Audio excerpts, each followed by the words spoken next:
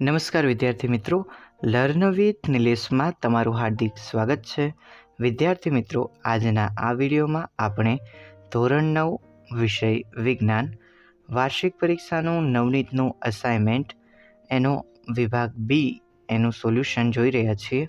તેમાં આજના આ વિડીયોમાં ચેપ્ટર નંબર 8 અને ચેપ્ટર નંબર 10નું સોલ્યુશન મેળવીશું અને આની પછી જે વિડીયો બનાવીશું તેમાં ચેપ્ટર નંબર 11 અને ચેપ્ટર નંબર 12નું સોલ્યુશન મેળવીશું. આ ચેનલ ઉપર તમે નવા હોય તો ચેનલને સબસ્ક્રાઈબ કરજો અને આ વિડીયો પસંદ આવે તો વિડીયોને લાઇક કરજો અને સરસ મજાની કોમેન્ટ કરજો. તો ચાલો સમય ન બગાડતા આપણે સોલ્યુશન શરૂ કરીએ. પ્રકરણ નંબર 8 એનો પહેલો પ્રશ્ન છે, વેગમાનની વ્યાખ્યા લખો અને તેનો એસઆઈ એકમ જણાવો. તો પદાર્થના દળ અને વેગના ગુણનફળને પદાર્થનું વેગમાન કહે છે. એમ અને વી અને વેગમાનને પી વડે દર્શાવાય.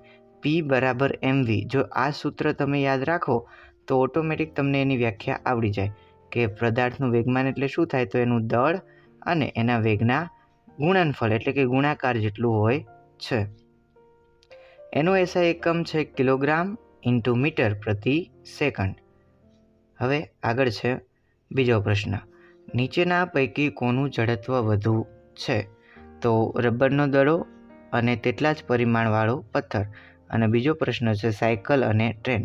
તો એમાંથી તમારો જડત્વ વધુ હોય એવો જવાબ આવશે પથ્થર અને ટ્રેન. પ્રશ્ન ત્રીજો જોઈએ, પદાર્થની પ્રવેગી ગતિ થવા માટે તેના પર બાહ્ય બળ લાગવું જરૂરી છે, સમજાવો. તો ન્યૂટન ગતિનો જે બીજો નિયમ હતો એ ઉપરથી આપણને એક સૂત્ર મળ્યું હતું, F બરાબર ma. તો જો પદાર્થ પર લાગતું પરિણામી બાહ્ય બળ જો શૂન્ય હોય એટલે F બરાબર 0 હોય ધારો કે, તો ma એક આ જે એનું સૂત્ર હતું એના બરાબર પણ 0 થવો જોઈએ. તો હવે આ કોઈ પણ બે સંખ્યાનો ગુણાકાર જો 0 થતો હોય એનો મતલબ શું છે, કાં તો m 0 હોય કાં તો a 0 હોય. હવે કોઈ પણ પદાર્થનું દળ શૂન્ય તો ના જ હોઈ શકે. કોઈ પણ પદાર્થ હોય એનું દળ કંઈક તો હશે, શૂન્ય હોઈ શકે નહીં. એટલે m બરાબર 0 શક્ય નથી. તો એનો મતલબ શું થયો, a 0 હોઈ શકે. હવે a એટલે શું છે, તો પ્રવેગ છે. તો a બરાબર 0 હોય એવું વિચારવું પડે. તો એ ક્યારેય શક્ય બને નહીં. એટલે કે જો બાહ્ય બળ લાગતું નથી તો પ્રવેગી ગતિ થતી નથી. અને પ્રવેગી ગતિ ત્યારે જ થાય જ્યારે બાહ્ય બળ લાગે. એટલે આવું ઘટના ક્યારે બને કે જ્યારે એનું ઉપર બળ લાગતું હોય, બાહ્ય બળ લાગે ત્યારે જ આ ઘટના બને. એટલે કે પદાર્થ પ્રવેગી ગતિ કરી શકે. ચોથો પ્રશ્ન છે, પદાર્થ પર થતી બળની અસર શાના પર આધાર રાખે છે? તો પહેલું છે પદાર્થ પર લાગતા બળના મૂલ્ય પર, પદાર્થ પર આ બળ કેટલા સમય સુધી લાગે છે તેના પર, અને બળની દિશા ઉપર પણ આધાર રાખે છે. બળનો આઘાત એટલે શું? તે સદિશ રાશિ છે કે અદિશ? એનો એસઆઈ એકમ જણાવો. તો બળ અને તે લાગતું હોય તે દરમિયાનના સમયના ગુણનફળને બળનો આઘાત કહે છે. એનો એસઆઈ એકમ છે કિલોગ્રામ ઇન્ટુ મીટર પ્રતિ સેકન્ડ, અથવા તો એ ન્યૂટન ઇન્ટુ સેકન્ડ પણ થાય છે. અને એ સદિશ રાશિ છે. છઠ્ઠો પ્રશ્ન જોઈએ, કરાટેનો ખેલાડી કઈ રીતે એક જ ઝટકામાં બરફની પાટને તોડી નાખે છે? તો કરાટેનો ખેલાડી ખૂબ જ વધારે વેગથી ખૂબ જ ઓછા સમયમાં બરફની પાટ ઉપર ઝટકો મારે છે, જેના લીધે બરફની પાટ પર મોટા મૂલ્યનું બળ એટલે કે F એટલે બળ લાગે છે. અને બળ લાગતા બરફની પાટ તૂટી જાય છે. કઈ કઈ વસ્તુ ધ્યાનમાં રાખવાની? તો વેગ ખૂબ જ વધારે હોય અને સમયગાળો ખૂબ જ ઓછો હોય અને બહુ જ મોટા મૂલ્યનું બળ લગાડીને ઝપટો મારે છે. એટલા માટે એ બરફની પાટ હોય એ તૂટી જાય. હવે સાતમો પ્રશ્ન છે, વૈજ્ઞાનિક કારણ આપો. વાહનના ટાયરો ખરબચડા રાખવામાં આવે છે. તો વાહનોના ટાયરની ખરબચડી સપાટીને લીધે વાહન ગતિમાં હોય ત્યારે ટાયર અને જમીન વચ્ચે ઘર્ષણ બળ વધે છે. ઘર્ષણ બળને લીધે ટાયર જમીન પર સરકી જતું નથી અને વાહન ચલાવવું સલામત રહે છે. આ સિવાય તમારે લખવું હોય તો એવું પણ લખી શકો કે જો ઘર્ષણ બળ ન હોય તો જ્યારે આપણે બ્રેક લગાવવા માગતા હોય તો બ્રેક લાગી શકે નહીં, અને એના કારણે અકસ્માત થવાનો સંભવ પણ થઈ શકે છે. તો અકસ્માતથી બચવા માટે વાહનોના ટાયરને ખડબચડા રાખવામાં આવે છે. 8મો પ્રશ્ન છે, વૈજ્ઞાનિક કારણ આપો કે ગતિમાન બસમાંથી એકાએક ઉતરતા પડી જવાય છે. તો એનો જવાબ લખીશું કે ગતિમાન બસમાં વ્યક્તિની ગતિ બસની ગતિ જેટલી જ હોય છે. હવે જો વ્યક્તિ ગતિમાન બસમાંથી નીચે ઉતરવાનો પ્રયત્ન કરે છે તો તેના પગ જમીનના સંપર્કમાં આવતા પગ સ્થિર થઈ જાય છે, પરંતુ શરીરનો જે ઉપરનો ભાગ છે એ જડત્વના કારણે ગતિમાં જ રહે છે. પરિણામે બસની ગતિની દિશામાં એ પડી જાય છે. કેમ કે જડત્વનો નિયમ હતો કે જ્યાં સુધી કોઈ પદાર્થ ઉપર બાહ્ય બળ લગાડતા નથી ત્યાં સુધી એ પદાર્થ સ્થિર હોય તો સ્થિરનો સ્થિર રહે, અને ગતિમાન હોય તો પોતાની ગતિની અવસ્થા જે છે સતતપણે ચાલુ રાખે છે. 9મો પ્રશ્ન, તફાવત આપો ન્યૂટન ગતિનો પહેલો નિયમ અને બીજો નિયમ. હવે પહેલો જે મુદ્દો છે પ્રથમ નિયમ માટે છે, અને બીજો મુદ્દો જે છે બીજા નિયમનું છે. તો તફાવતમાં તમે સામસામે લખજો. તો પહેલો નિયમ જે છે બળની વ્યાખ્યા આપે છે, જ્યારે બીજો નિયમ બળનું મૂલ્ય આપે છે. આ પહેલો નિયમનું, આ બીજા નિયમનું છે. પછી પહેલો નિયમ એટલે જડત્વ સમજાવે છે, જ્યારે બીજો નિયમ છે એ વેગમાનમાં થતા ફેરફારનો દળ અને બળનો સંબંધ દર્શાવે છે. તો આ બીજામાં આવશે. બંનેના બે મુદ્દા તમે લખી શકશો. પ્રશ્ન 10 જોઈએ, તફાવત આપો બળ અને વેગમાન. તો પહેલો મુદ્દો બળનો છે, બીજો મુદ્દો વેગમાનનો છે. તો જેને લીધે પદાર્થની સ્થિર અવસ્થા અથવા તો અચળ વેગી ગતિની અવસ્થામાં ફેરફાર થાય, એ ટૂંકમાં સ્થિર અવસ્થા અથવા ગતિમાન અવસ્થામાં ફેરફાર કરી શકાય તે બળ છે.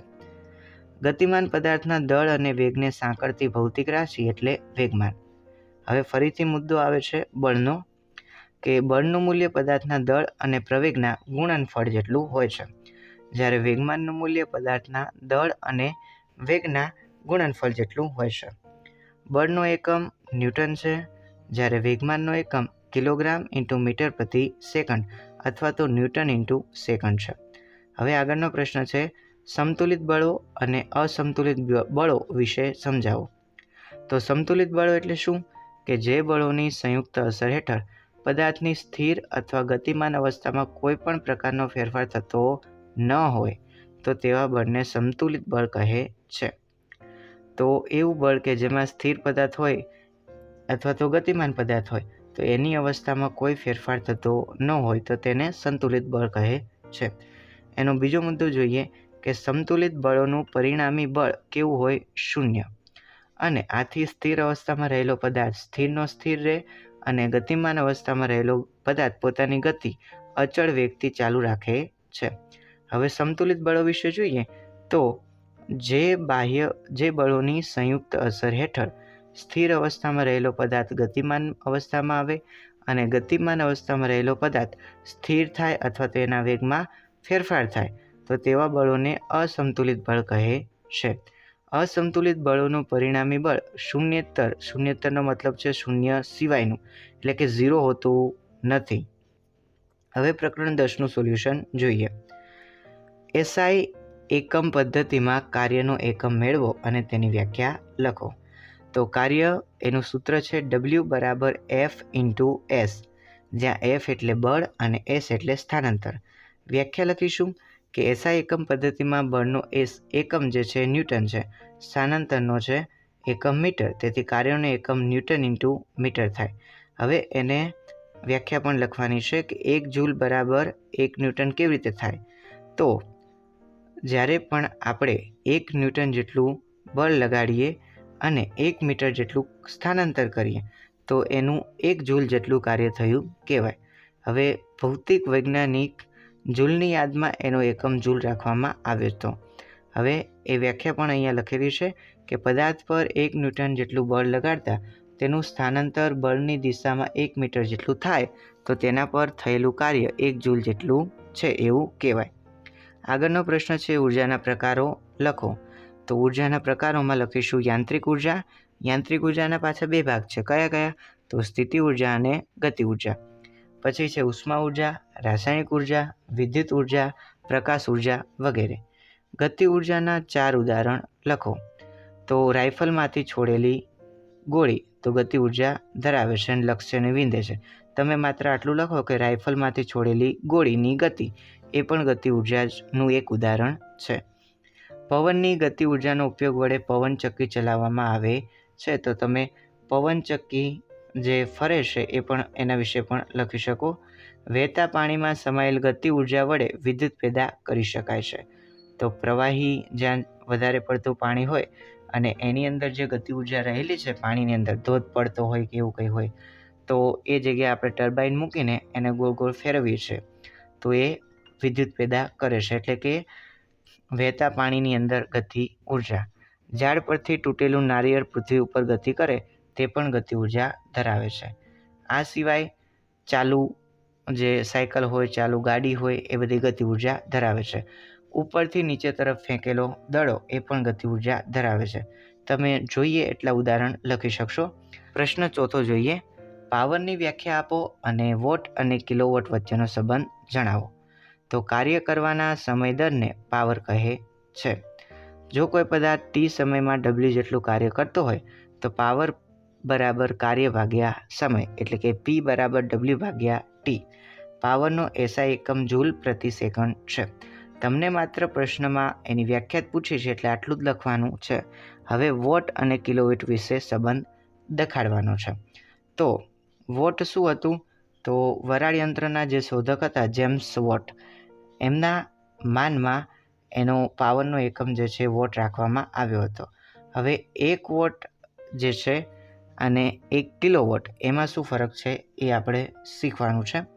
તો 1 વોટ અને આવા 1000 વોટ ભેગા થાય ત્યારે 1 કિલોવોટ બને છે. તમારા પ્રશ્ન પ્રમાણે આટલો જવાબ લખો તો પણ ચાલે. હવે વધારાનું તમને નોલેજ માટે લખું છું કે જો કોઈ પદાર્થ 1 સેકન્ડમાં 1 જૂલ જેટલું કાર્ય કરતો હોય તો ઉર્જા વપરાશનો દર 1 જૂલ પ્રતિ સેકન્ડ છે એવું કહેવાય, અથવા તો એનો પાવર 1 વોટ છે એવું કહી શકાય. પાવરના મોટા એકમો પણ છે કિલોવોટ અને મેગાવોટ. હવે 1 કિલોવોટ એટલે 1000 વોટ અને મેગાવોટ એટલે 10⁶ ઘાત થઈ અને કિલો એટલે 10⁻³ ઘાત. પાંચમો પ્રશ્ન છે કે 15 કિલોગ્રામ દળનો કોઈ પદાર્થ છે એ 4 મીટર પ્રતિ સેકન્ડના નિયમિત વેગથી ગતિ કરે છે તો પદાર્થની ગતિ ઉર્જા કેટલી? ગતિ ઉર્જાનું સૂત્ર તમને આવડવું જોઈએ, 1/2 mv². હવે સૂત્રમાં તમારે માત્ર કિંમત જ મૂકવાની છે. 1/2 ના 1/2, m એટલે દળ કેટલું છે 15, v² એટલે વેગ 4 હતો, 4નો વર્ગ થાય 16. હવે ભાગાકારના 2 જોડે છેદ ઉડાડશું તો 8 દુ 16 થશે અને 15 ગુણ્યા 8 કરશો એટલે 15 × 8 120 જૂલ આવશે. તમે આ દાખલો અહીંયાથી જોઈને પણ લખી શકશો. મેં અત્યારે ગણાયો છે એની મદદથી તમે ધ્યાન આપ્યું હશે તો આવડી ગયો હશે. હવે છઠ્ઠો અને આ વિડીયોનો છેલ્લો પ્રશ્ન છે. 11મું ચેપ્ટર અને 12મું ચેપ્ટર આપણે નવા વિડીયોમાં જોઈશું. છેલ્લો પ્રશ્ન જોઈએ કે 12 કિલોગ્રામ દળનો એક પદાર્થ જમીન પરથી અમુક ઊંચાઈ ઉપર આવેલ છે. આ પદાર્થની સ્થિતિ ઉર્જા 480 જૂલ છે. તો જમીનની સાપેક્ષ ઊંચાઈ શોધો, એટલે કે h શોધવાનો છે. હવે સ્થિતિ ઉર્જા એનું સૂત્ર તમને આવડવું જોઈએ. સ્થિતિ ઉર્જાને EP કહેવાય છે, પોટેન્શિયલ એનર્જી. તો EP બરાબર mgh. હવે m એટલે 12 કિલોગ્રામની વાત કરી છે, દળ એટલે 12 કિલોગ્રામ. G તમને નથી આપ્યું એટલે આપણે સરળતા ખાતર 10 લેવાનું અને કીધું હોય તો 9.8 પણ લેવું પડે કેમ કે એનું ચોક્કસ મૂલ્ય છે, પણ કીધું ના હોય તો તમે આશરે 10 લઈ શકો.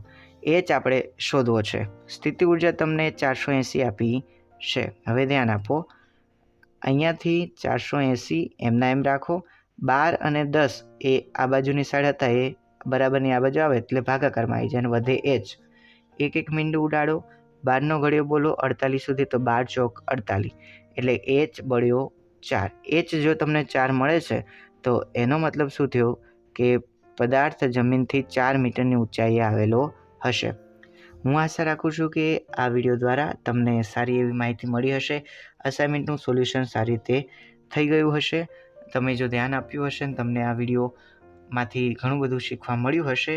હું આશા રાખું છું કે આ વિડીયો તમને જરૂરથી પસંદ આવ્યો હશે. તમે ખાસ કરીને કોમેન્ટ કરીને જણાવજો કે આ વિડીયો તમને કેવો લાગ્યો. આપણે મળીશું આગળના 2 ચેપ્ટરોના સોલ્યુશન વખતે. ત્યાં સુધી આવજો. ધન્યવાદ.